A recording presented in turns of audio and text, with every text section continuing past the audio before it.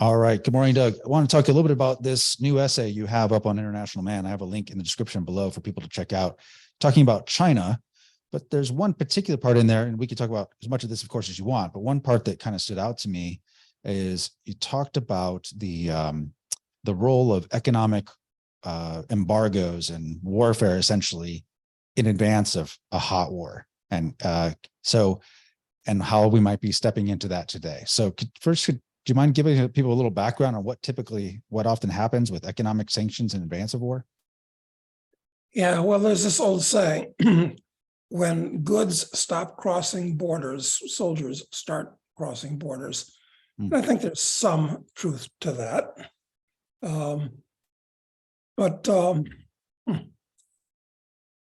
We really are moving towards World War III in so many different ways.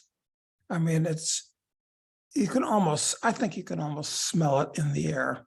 And these trade embargoes and sanctions against countries and making things hard for other people, whether it's hard for them to export oil or import chips or at some point, something's going to blow up.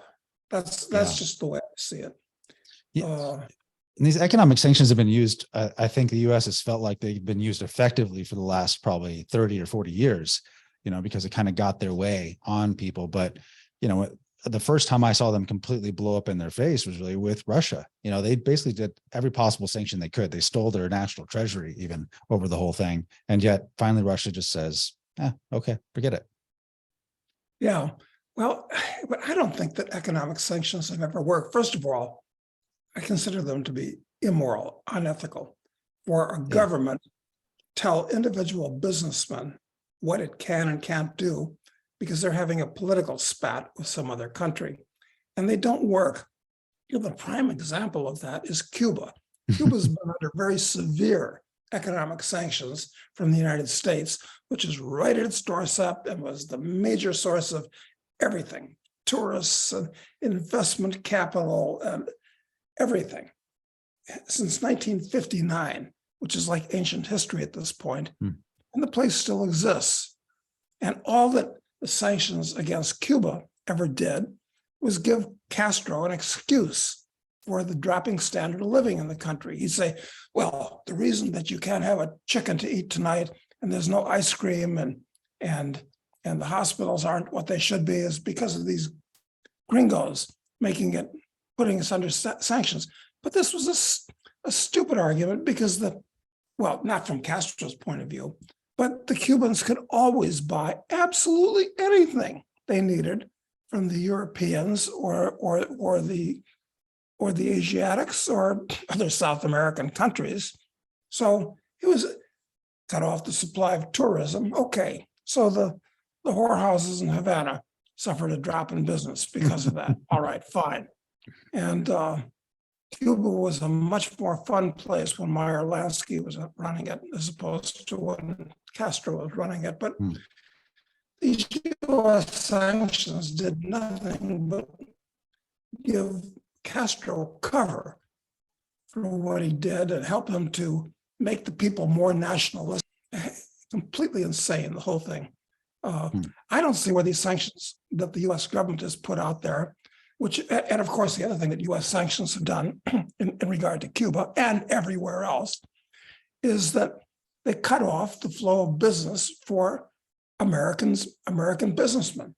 And in the case of Cuba, every other country in the world, insofar as the Cubans had any capital to buy anything, which they really didn't, because of Castro, not because of the sanctions.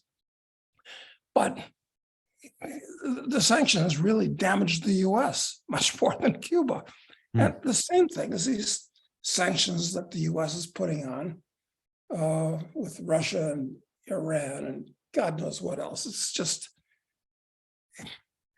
and you piss people off enough and they're going to try to get back at you. They have to get back at you. It's self-defense. It's insane. Right. Well, yeah. I mean, eventually, like the good thing about you started off, if goods are crossing borders, soldiers are less likely to be crossing borders. I mean, the only way that works though is if the incentives to participate, to play nicely, stay in place. But when you have the U.S. going out and doing, stealing the central bank reserves of Russia, just taking them, and then blowing up this Nord Stream pipeline, which is, I think I always saw it as like an act of war against Germany, not just Russia. Yeah.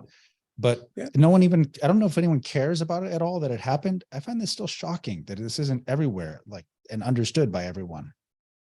Well, maybe since it's something that's happening over there and doesn't affect Americans directly.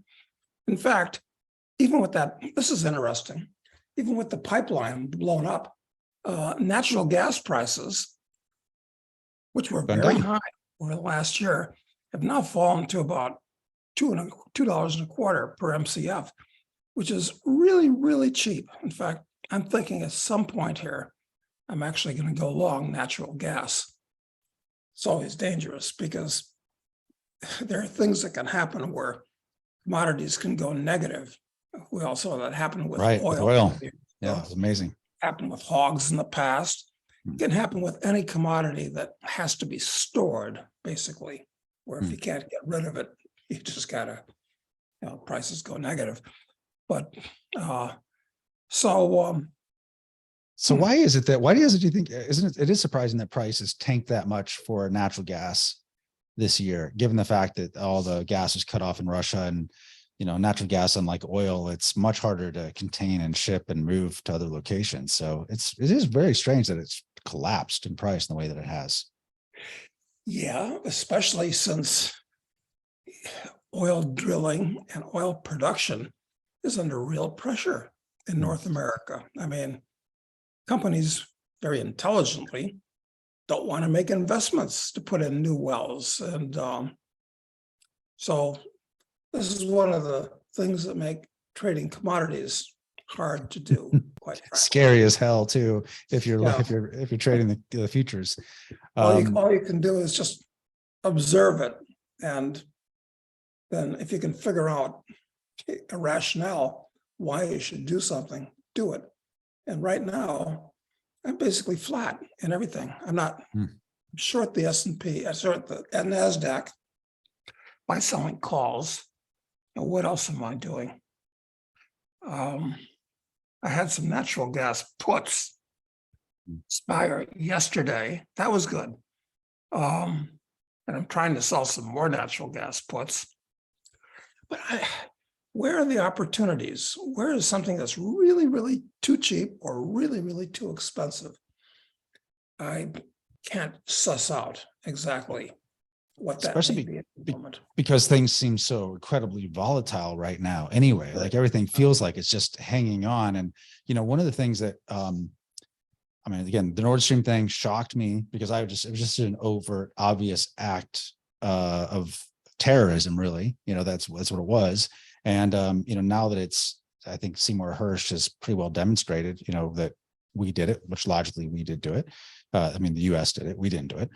And then, but I started, with all these other notions of fires, explosions, and train derailments and all of that going on, I was wondering if maybe, this industrial sabotage had spread beyond the Nord Stream pipeline. I mean, the only other famous cases of sabotage like this I ever really heard of was the Stuxnet worm that they used to blow up the centrifuges for the Iran nuclear program. But I wonder if there's more of that going on now. And it would kind of make sense that it would be, wouldn't it? Yes, I think that makes a lot of sense. And there are things that we've heard, like all these strange fires that have happened in various places. And of course, if you're going to be a terrorist, fire is really underrated as a means of getting the job done. And another recent thing, that in electrical substations, I mean, we've all driven by on roads and seen these electrical substations. There are thousands of them in the US. And they're unguarded, very easy to destroy and take out, create a lot of damage. And there have been a lot of these things have happened. And there have been reports about, people shooting out the insulators Mhm. and so forth. Yeah, this is, if you get organized, you can do this type of thing. Yeah. And Exactly. so there's one that came up yesterday that just stands out to me as very, very unlikely to be coincidence alone. And that is that 3 fires broke out on Thursday at different facilities in Mexico and the US operated by the state-owned Mexican oil company, Pemex. So a storage facility in Veracruz, another refinery in Veracruz, and then an oil refinery in Deer Park, Texas, all the same day, all catch on fire. Like that seems unlikely, doesn't it, to happen naturally? It does. And since they weren't massive and catastrophic fires, it makes you think that it's the type of thing that a motivated individual could do, small Right. scale, hoping that it gets out of control. But usually these things don't. Yeah. And yeah, I think that's going on. If I was an enemy of the US, and at this point, almost everybody in the world has learned to hate the US and fear the US. It's really shameful. I mean, the US used to be a country that everybody loved, blue jeans and California girls and hot dogs and convertible cars. But now, all over the world, everybody fears. It's not so much fearing the US, they're actually fearing the US government, and they conflate it with the average US person. Mhm. Doesn't care about it. It's these criminals that live within the Beltway. And whatever they're doing and whatever they're planning, they keep it away from the ears of and eyes of the hoi polloi until they launch something that affects all of us. So if I don't want to see an asteroid hit the world, but if an asteroid was going to hit, I hope it's just big enough to take out Washington, D.C., about 10 miles in every direction from from the capital, because the government's expanded so much. Just getting rid of the city itself wouldn't be adequate at this point. That's amazing. Yeah. Well, and I wonder if do you think that if the intel services in the US believed that there was some sort of sabotage happening in the US that they would even acknowledge it, or that we'd even know about it? Only if it suited their greater purpose, Mhm. whatever that is that they're planning. I mean, it's all these horrible people, sitting around not producing anything, but having command of lots of capital and material and men. They're trying to justify their existence. And they've created an enemy in the form of Russia, which should be a non-enemy at this point. Right. Everything from NATO on down. I don't see how you solve this problem at this point. It's gonna have to wash itself away. And the way that's likely to happen is in World War III, which won't just be nuclear, but it'll be crypto and biological. And which of the 3 of those is going to be most devastating? That's an open question. We'll probably get all 3 at once. Hmm. And How do you see? Yeah, go ahead. I was say, how do you see China? Because to me, this seems like potentially, we thought of Russia as the key belligerent. I mean, I didn't think of them before recently, but they are obviously now. And then China is obviously aligning with them much more closely. There's lots of, people wanting to escalate with China all the time, including Pelosi, who, just has to land in Taiwan, just rub it in their faces, stuff like that.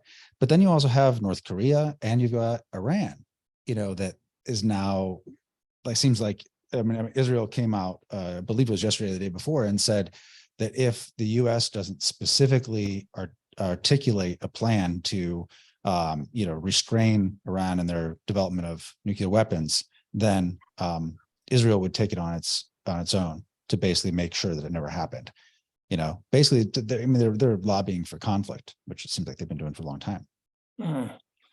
Well, it's funny, the relationship between Israel and the US, it's like a master and its dog, except sometimes it's hard to figure out who's the master and who's the dog between Israel and the US. Seems I don't know. it's becoming more and more clear, I think, over time. So how does this unfold? Like, with these different potential fronts. And actually, let me throw one other thing at you with Russia. That I just see as a potential flashpoint to expand stuff there is that, and I'll probably get these names wrong, but is it in Moldova? It's Transnistria. Yes. Okay. Yeah. Yes, which isn't recognized as a real country, I don't think. It's funny. Even for those of us who watch these things and are interested in them and keep a Transnistria, it's a non-recognized country, I think. Yes. Only Russia recognizes them. Yeah. And Moldova, well, it's a complete non-entity. I think it's, God, I've got to look at a map. This is the good thing about war. It's nature's way of teaching Americans geography. Exactly. So, but Russia is not a threat to anybody at all.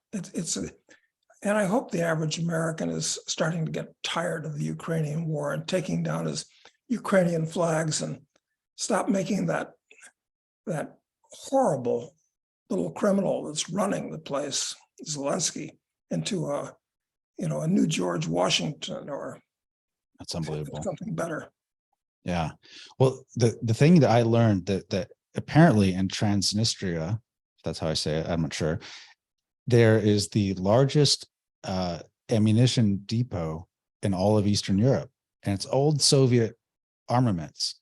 But knowing that Ukraine is, and you've had the NATO chief come out several times and say, we cannot keep up. We do not have the production capabilities to keep, giving Ukraine the weaponry they need. Like we're not even close to keeping up with it. And so knowing that they're in a the Ukrainian army is not trained to use these high-tech Western weapons. That's true. But they are trained to use the old Soviet ones that happen to be very close to them in the second largest ammo depot or the largest in Eastern Europe it is. What are the odds of them going for it? Yeah, that would be interesting if Ukraine finds it in the national interest, whatever that is, to invade Transnistria, to take over the depot. I think it could happen. If they are really running low on ammo, it's the obvious option, actually. Yes, it is. And Moldova would probably just be like, it's fine. We'll let them through because Transnistria is kind of a problem for them anyway. Mm-hmm. Yeah, and of course, once Ukraine takes it over, they can round up all the young military-age males and draft them as cannon fodder, which is what they've been doing. They have, yeah. That and young Western fools that want to pretend that they're going to be like Hemingway and join a heroic army fighting the evil demons.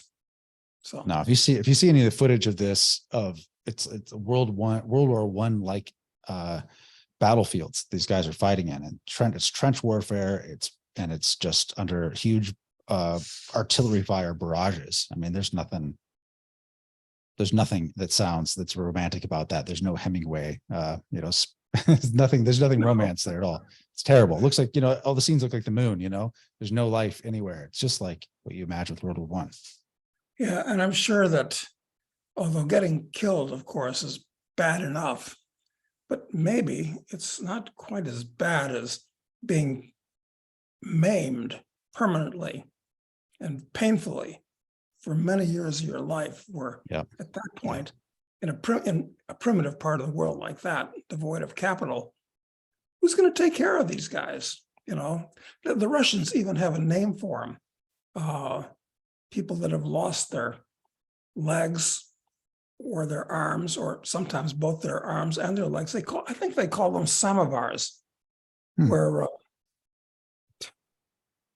it's, God, this is just so incredibly stupid. Once again, makes me ashamed to be a human. The stupidity of the world is, well, Einstein said it so well. He said, after hydrogen, the most common thing in the world, in the universe, is stupidity. And it's Ukraine war is evidence of that. There's something else that popped into my mind when we were talking about that article I wrote for International Man on Wednesday. It's that people talk about the Belt and Road Initiative the Yes. Chinese are putting out there. And I see it as a government boondoggle.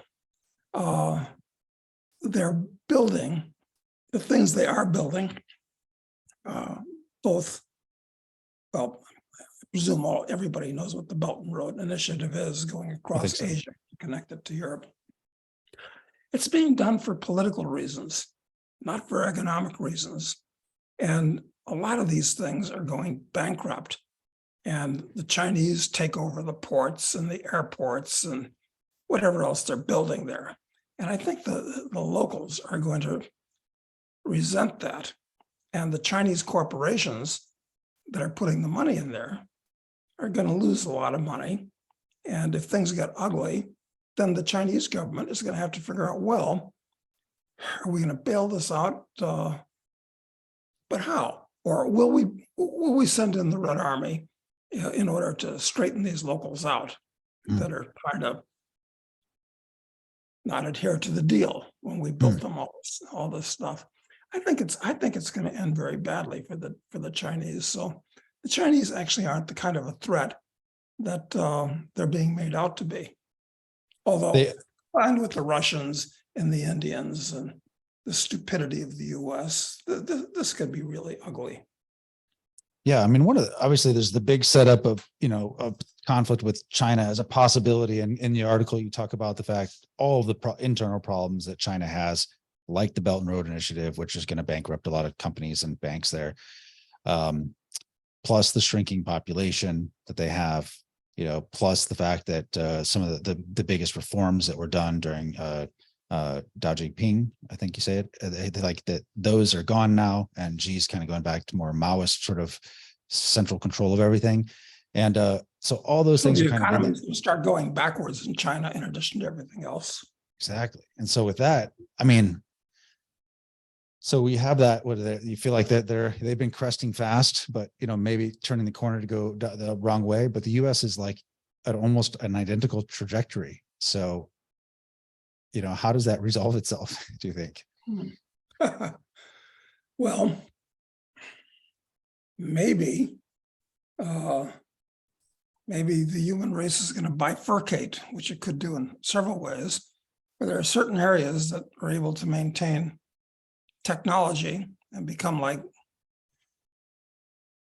there have been science fiction movies done about this, and the rest of the world descends into a dark age.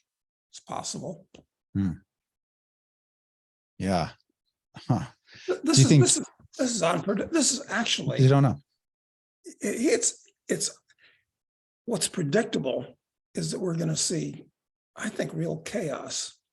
But it's unpredictable exactly what form it'll take. Is there anything that you could see that you can imagine happening that would provide like an off-ramp for a de-escalation opportunity with everything that's happening with Russia? Because that seems like that's the key catalyst that will drive much more the spread of more of the problems.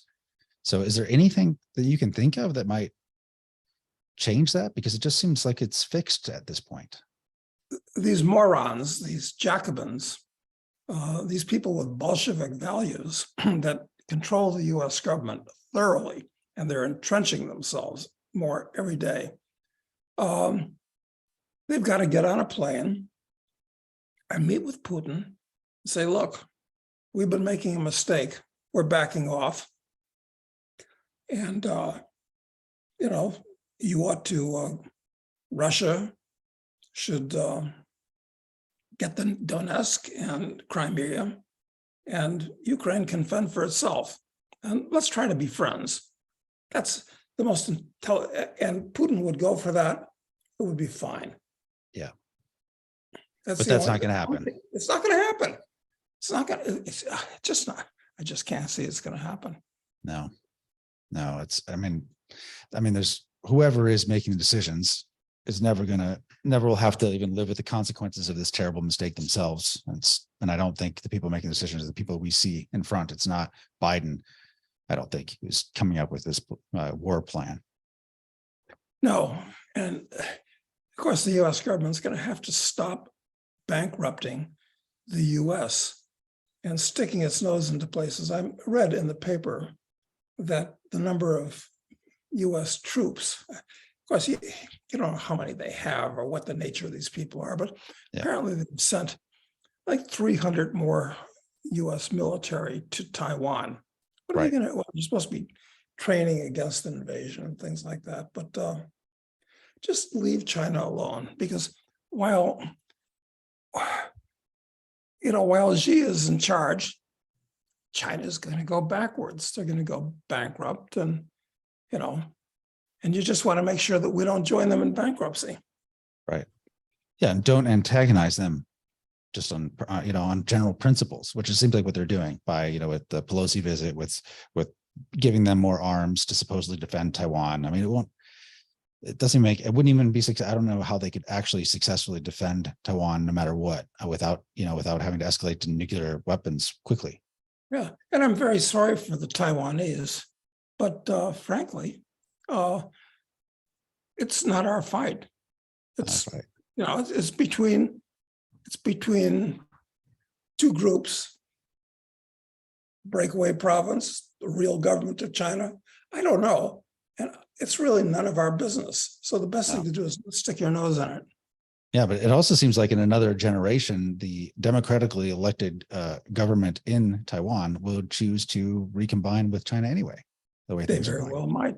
Yeah. So once again, I mean, you can imagine the kind of people that populate Congress that make these treaties. People, I'm not just talking about, hardcore criminals like Pelosi and Schumer, but verifiable idiots like that guy Fetterman that has brain damage. That the wisdom of democracy, the people elected, and who's that Brazilian pathological Santos, right?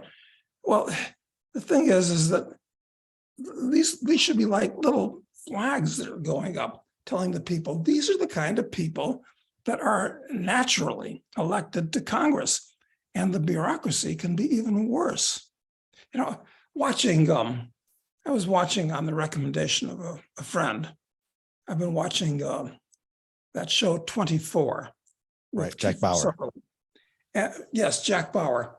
And one interesting thing about it, there's all kinds of problems and plot errors and all this type of thing, and things that are not credible and impossible. But the interesting thing about it is that the office of the CTU, his counterterrorist unit where he is, the place is like a snake pit where all these people hate each other, don't trust each other, and kill promiscuously. Everybody, including each other. And it gets into the criminality in the White House. It's really quite fascinating the way that they've done that as a work of entertainment. But but it's funny because on the one hand, you watch Jack Bauer and his antics, and you say, "God, I'm glad we've got competent guys like Jack Bauer, defending our interests." But he's not really defending our interests. He's defending the interests of his employer, and he's killing hundreds of people promiscuously. I mean, it's just amazing. You think that would give people a clue as to the nature of government, but they like it. Probably it's a subtle recruiting film for the CIA. Actually, I'm sure, no doubt. Yeah, I'm sure it is. I'm sure it is. Well, we've got some questions from some of our file members. Let me go ahead and get to some of these. First one is, how does the trend toward technocratic centralization of power jive with the trend toward tribalism? And I think the two core things, we see, like even the WHO and their pandemic treaty, trying to have, trying to harmonize the tax schedules in every country, that kind of centralization of power with, at the same time, a lot of people saw the Scott Adams little video where he said, at this point, white people just need to stay away from Black people, because he said something like this in some survey, 47%. We're not sure that it was a good thing to be white, or that it was okay to be white. How many people have actually seen that video with Scott Adams, do you think? I don't I mean, it's been circulated a lot on Twitter, but I'll include a link to it in this video. People should check it out because, I mean, I know Scott was wrong about the vaccines and stuff like that, but it's pretty shocking what he says just openly and directly about this, I think. It basically is. I mean, he's basically predicting either black and white people have to separate from each other, because what's happened over the last 20 years is a race war has been fomented, and it looks like it's successfully fomented. So Doug, every week on Twitter, there's a 1 or 2 viral videos that come out of a white kid being assaulted by a gang of black kids in school. Yeah, I'm in a gang just as in a group, not really an official gang, but like just being totally, blindsided by them and attacked. Right? Every week there's some. So like see that too. And so it's like, it's not going the other way. I haven't seen any videos to give it going the other way. no, I think you're right. It's like young blacks have been programmed to think they can not only can, but should do anything they want, especially attack whitey. And it's a little bit different from the way it was back when Muhammad Ali, did that video about, he was saying, black people and white people. It's like, what was he saying? Different type, birds of a feather flock together is basically what he was saying. So anyway, with the wokesters out there, who are the real racists, they've actually successfully fomented a race war, and I'd like to see it calm down, but me too. Maybe not with everything going on. It won't. Anyway, how do you reconcile these two things, then, the centralization and the tribalism? It's pretty much like the collapse of the Roman Empire. Centralization, where Rome is still trying to control everything, and meanwhile things are falling apart out in the provinces around the edges. I think that it's very analogous. I mean, not exactly the same. It's not like we're being invaded with barbarians carrying swords and this type of thing, but pretty much the same thing, where the Washington, D.C. and other centers are trying to centralize and become more powerful. And meanwhile, the economy and smaller entities are kind of breaking away and saying, I'm not interested. Yeah, and I would imagine that creates a feedback loop that encourages the state to be more aggressive, and more draconian. And people to be, well, some people anyway, to push harder against it. So it's one of these things where it's most unfortunate, and I don't see how at this point it can possibly end well. And that's why you've been saying for a while that you haven't been saying it the way Scott Adams said it recently, but you basically said you want to be in places where people get along, where you don't have the maybe a large indigenous population that doesn't like the the foreigners that are there, or or large racial or religious differences in the same communities, that those are natural hotspots, potentially. At least they could be. Yeah, and I don't want to be in some place where the rulers, which is to say the government, are antagonizing other people that are going to be drawn in to create terrorist incidents within the country to punish the people that are under the control of that government. I'm talking about the U.S., obviously. Yeah, good point. Okay. Someone wants to know, what you're working on at the moment. Do you have any projects that you're working on that you want to share with people? Well, yeah, 2 projects, actually. One is that with John Hunt, we're working on this 4th novel. John's doing the initial work, and then we work on it together. It's called Terrorist. I hope it's out within the next year. And I think it's, history is outracing our science fiction writing efforts. It's amazing, frankly. But I think it'll be a pretty good book and pretty relevant if we can get it done. And another thing that I think I'll get done before that is, for years, so many years now, that I've gotten bored of the project. and figuring, well, isn't this so obvious? It's a book to that I wish I'd had when I was in grade school, starting in grade school, and certainly in high school and college, before I would have gotten to college and wasted that period of 4 years and the money involved. And it's a book on how you can form yourself into the kind of person that you want to be. And the type of person I think you should want to be is a Renaissance man, which is to say somebody who has mastered to the degree that you can do it without being a dilettante, which you can, be mistaken for if you just skate over the surface.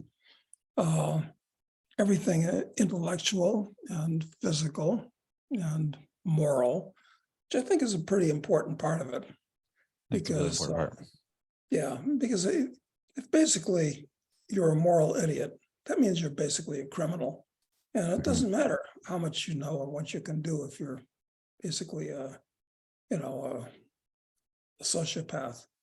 And that's what makes me feel like with it, is bad. Like you can look at people can make an argument for how things might get better, and with the situation in the US in particular, I think it's hard argument to make, but I think it's hopeless that it can, simply because that moral foundation has been completely eroded. It just doesn't exist as a cultural, shared, recognized thing, and I don't think it even exists in most individuals. I think most individuals are utilitarians now, and that's considered a good ethic, utilitarianism, which only leads to nihilism, I think, in the end. But until that can be replaced, I don't know. I don't see any hope for it really improving. So that's why I'm excited about this book coming out, because you want young people to read it. And we talked about this briefly once before, looking for somebody that wanted to co-author it with me.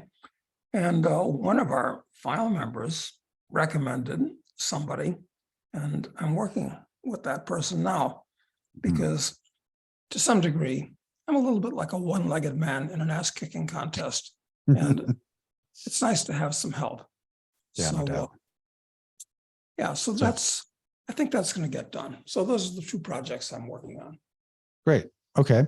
Next question is, how strict was Uruguay during the COVID lockdowns, and would it be inclined to enforce CDC vaccination orders or recommendations during the next pandemic? And they're referencing this, the WHO pandemic treaty, which it looks like the Biden administration, along with probably most other countries, are going to end up signing. So how did Uruguay handle it here?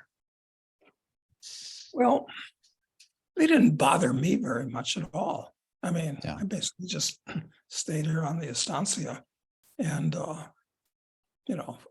food and drink and everything magically appeared. So I was very isolated and insulated from it. But when I did go into town, it didn't seem like it was a big deal.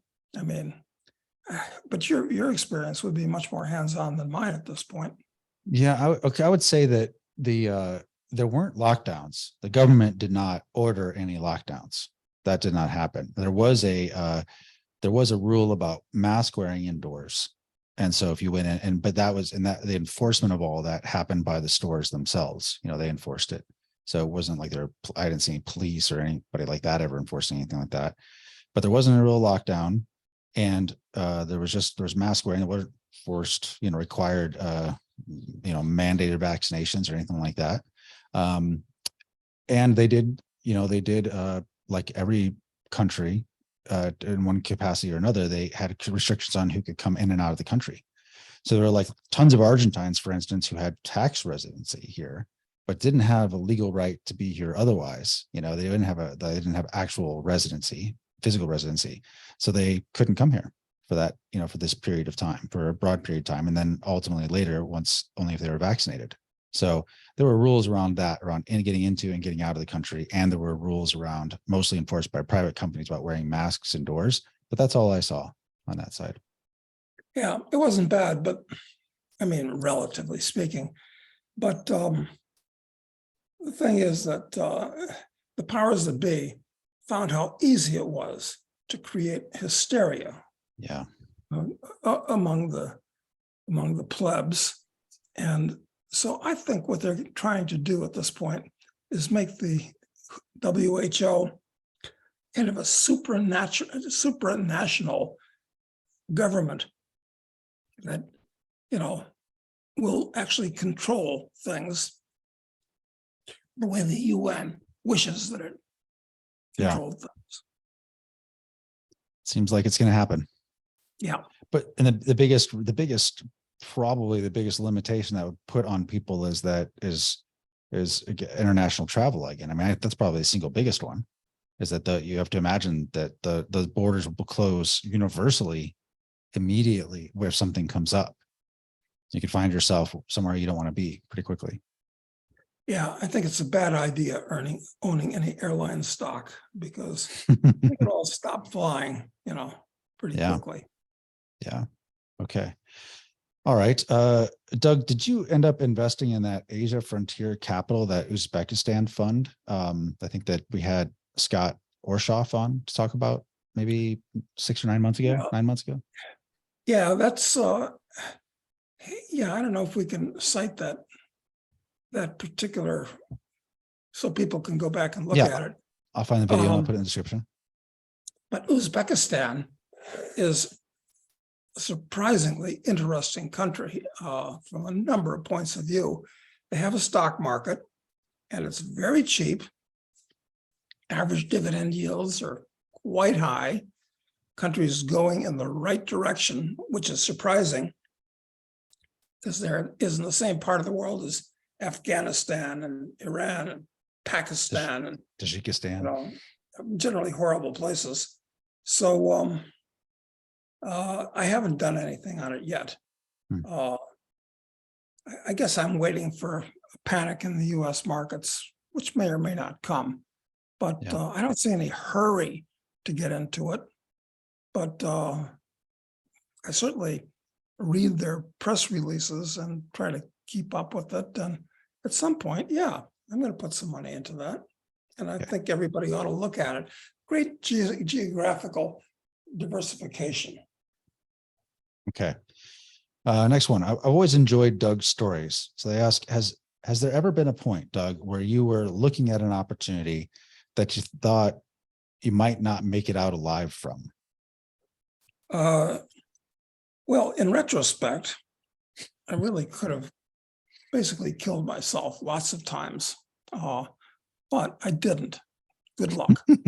But one thing that has come to my attention, like I was in Buenos Aires, and I didn't know what was going on, and so I saw the doctor, and it was I had to have an emergency appendectomy, because appendectomies or appendicitis can strike from out of nowhere. And sometimes if you don't act quickly, the appendix explodes, and then you're in big trouble. And especially if you're in a backward country, supposing I was in some shithole in Africa or way out in the boonies, and that happened, might not have ended well. So that can happen. That's an advantage of being in a developed country where hospitals are easy to get to with competent medical help, so that's certainly one thing. And same thing happened when I had a lingering infection in my foot. And, I didn't really realize it was serious. I thought, this is a nuisance, that because I stupidly was walking without socks for too long, and it got infected, blah, blah, blah. And, I wake up in the hotel in Mexico City some months ago, just a few months ago. And, my foot was blown up like a balloon. Now, if I'd been someplace other than that, because once again, it was an emergency operation that night, and they were afraid that I was going to maybe lose my toe, maybe lose my foot, really serious. Well, it worked out. The medical care in Mexico City was quite competent. But, this is one of the disadvantages of being in nothing, nowhere places. It's like, in Bougainville, which is, should be part of the Solomon Islands, but it's actually part of Papua New Guinea. So they're going to be independent in a few years. And I thought, well, maybe I'd like to get involved in that. But on further investigation, I decided, no, this place is totally hopeless. But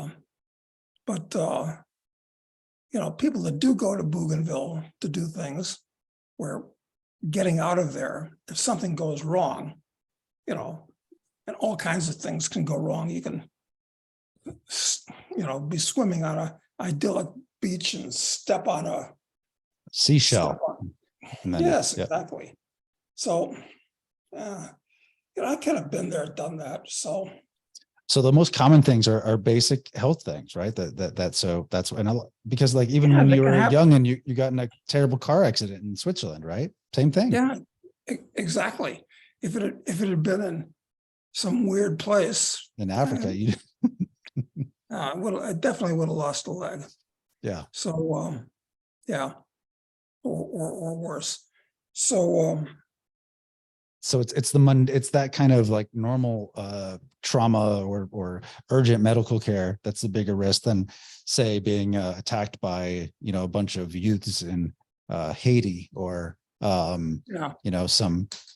Although that's why I wouldn't go back to Haiti before. I've always been either oblivious or really lucky that way. But I've spent a lot of time in Haiti, and starting at the time when it was really a very nice and very, very safe country, to now, it really is dangerous. I mean, if you're a white guy down there, not a good idea. I mean, so Scott Adams is right, at least in relation to Haiti. Yeah, I'm afraid so. But how are they going to solve the problems? Somebody's probably going to come up with the idea to make Haiti the 50. Let me see. What would it be?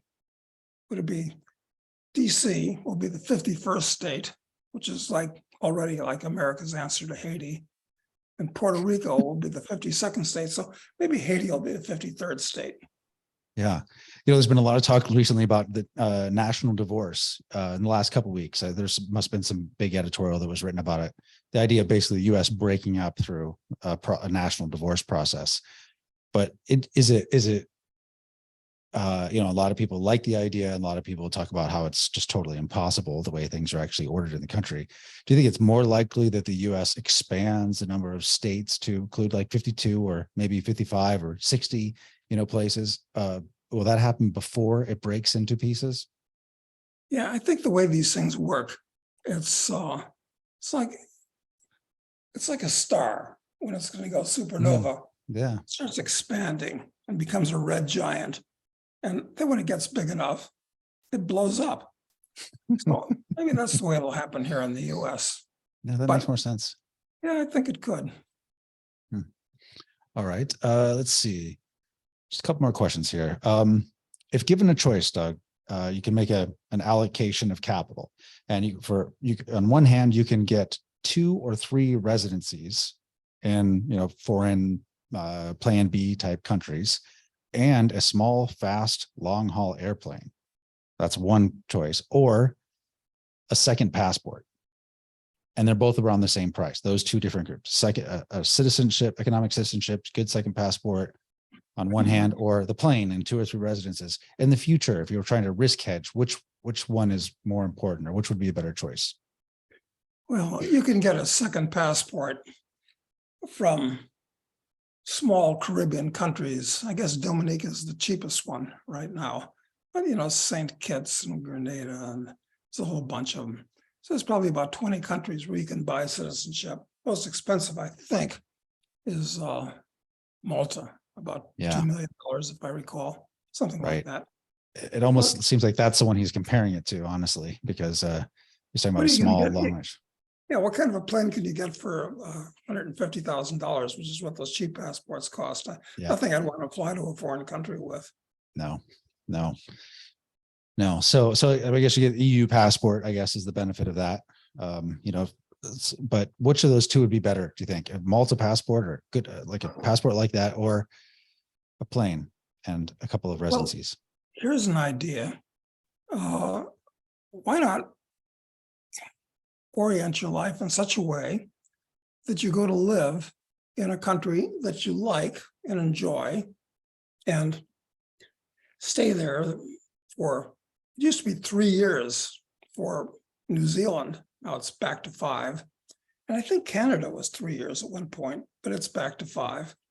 But places like New Zealand and Canada and Australia, that's not hard duty. So you hang out there and do things that you can do there, and you become a cost-free citizen. You know, don't have to pay them anything. And it's a much better passport than the kind that you buy, which are going to become increasingly less useful. Suspect. They're going to be very suspect. Yes. Yeah, exactly. So I think that's a better solution. Like Argentina, you can become a citizen after, is it 2 years? It may be as little as 2 years, or certainly 3 years, and you only have to live there half of the year, which is not bad. I mean, you can still have your regular life, and it's a very good passport. So there's lots of ways of solving this, as opposed to, you know, having the plane on the runway, which, I don't think that makes a lot of sense. Yeah, and the other thing is, it seems like the way he's looking at this is that he's looking at it as his ability to be able to like escape somewhere, where then the assumption is that he'll have a life, he'll have a, the quality of life he wants, and he'll enjoy spending time there. You know what I mean? Or then the passport just gives you the ability to travel, and these residencies just give you the ability to legally enter, these different countries. But the versus what you propose, which is just go find a place you actually like and actually get a legitimate residency there, and then, build a life there, some kind that you enjoy spending time there. Right. It seems like that's a better plan. And become a citizen. Yeah. Yeah. And, I don't think you need to buy a plane, because you can rent a private jet to fly you any place in the Western Hemisphere from the US for what, I don't know, $60,000 or something like that. Yeah. Yeah. Agreed. And also, it doesn't matter if private or commercial aviation. It's not, if they don't want it to take off or cross international boundaries, it's not going to. I mean, they won't let it. So the pilot will not fly you out. So yeah, make sure your papers are in order for who the World Health Organization decides where you can go and where you can't. Make sure your papers are in order. Exactly. Okay. Last question was, he says there seems to be a little bit of mystery regarding Morris and Linda Tannehill. They wrote The Market for Liberty, which you've talked about a lot, and is a book we recommend highly here, and have many times. So they ask if you have any knowledge of what happened to the Tannehills. Are they around? Are they, Well, Morris died about 10 years ago, I'm guessing. So he's out of the picture. Before he died, he wrote a book on relationships, and it was a terrible book, quite frankly. He thought it was a work of genius, but it wasn't. That's just my opinion.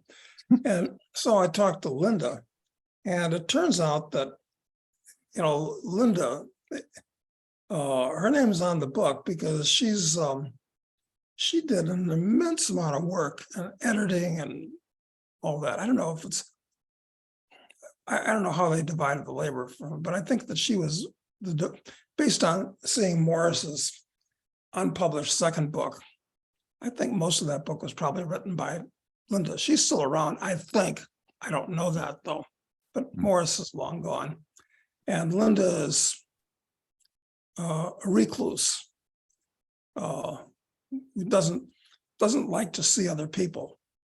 Well, I can understand that. Yeah, but, no. She's kind of a bitter recluse. Okay. All right. Well, good.